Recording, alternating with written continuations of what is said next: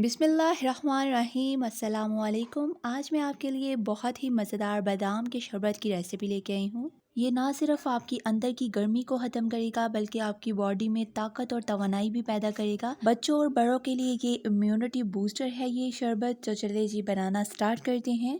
एक साफ़ सुथरी प्याली में मैं 2 खाने के चम्मच तुहमलंगा डालूंगी। तुहमलंगा के बहुत ज़्यादा बेनिफिट्स हैं, स्पेशली ये पेट के अमराज के लिए बहुत ही ज़्यादा मुफीद है। अब हम इसमें 1 कप भरकर पानी डाल देंगे और इसको मिक्स करके हम इसको 30 मिनट के लिए छोड़ देंगे, जब तक कि ये डबल इन साइज़ नहीं हो जाता, यानी फूल नहीं जाता। अब बादाम शरबत बनाने के लिए मैंने एक देचकी ली है, इसमें मैं 1 कप पानी ऐड करूँगी। अब हम इसमें 1 लीटर दूध ऐड करेंगे। पानी मैंने दूध से पहले इसलिए देचकी में डाला है ताकि दूध हमारा देचकी के साथ चिपके ना। अब हम इसमें 1 टीस्पून इलायची पाउडर डालेंगे। अगर आपके पास इलायची पाउडर नहीं है तो आप 4 से 5 अदद साबित इलायची इसमें डाल सकते हैं। अब हम इसमें 1 कप भरकर चीनी ऐड करेंगे। चीनी आप अपने टेस्ट के हिसाब से कम और ज़्यादा कर सकते हैं। दूध में चीनी डालने के बाद अब हमने इसको चम्मच से मुसलसल मिक्स करते जाना है, जब तक दूध में 1 से 2 बॉयल ना आ जाए और चीनी हमारी अच्छी तरह से मिक्स ना हो जाए। जितनी देर हमारा दूध गाढ़ा होता है हम एक और काम कर लेते हैं। यहाँ पर मैंने 2 मुट्ठी बादाम लिए हैं। अब हम इसको ग्राइंडर से मोटा मोटा ग्राइंड कर लेंगे। दूसरी तरफ दूध जो हमने हल्के फ्लेम पर रखा था उसको भी 2 से 3 अच्छे बॉयल आ चुके हैं। अब हम इसमें बादाम का जो पाउडर हमने बनाया है वो इसमें ऐड कर देंगे। बादाम का पाउडर डालते ही हमारा दूध हल्का सा गाढ़ा हो जाएगा। गाढ़ा होने के साथ साथ ये बहुत ही ज़्यादा मज़ेदार बनेगा। तो सारा हमने बादाम का पाउडर इसमें ऐड कर देना है। अब हम फिर से चूल्हे का फ्लेम लो कर देंगे और लो फ्लेम पर ही हम इसको कुक करेंगे। अब मैंने यहाँ पर एक प्याली ली है और इसमें 2.5 चम्मच मैं वनीला कस्टर्ड पाउडर डालूंगी।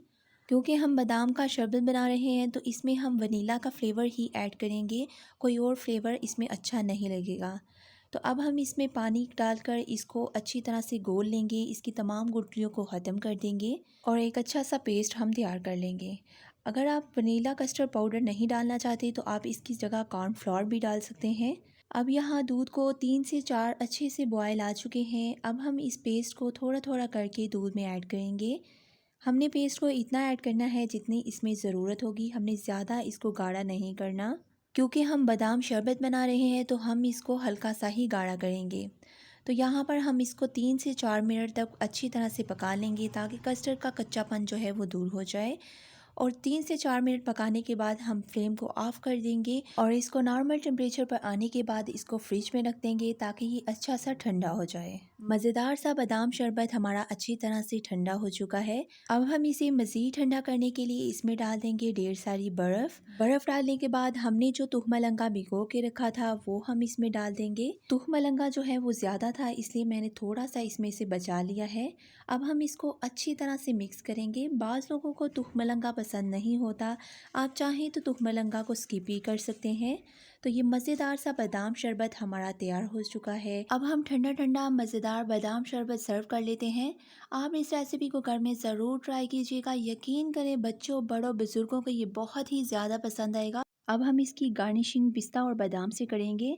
अगर आपको मेरी ये एफर्ट अच्छी लगी हो तो मेरे चैनल को सब्सक्राइब, वीडियो को like, share, comment, bell icon को प्रेस करना मत भूलिएगा। अल्लाह हाफिज़।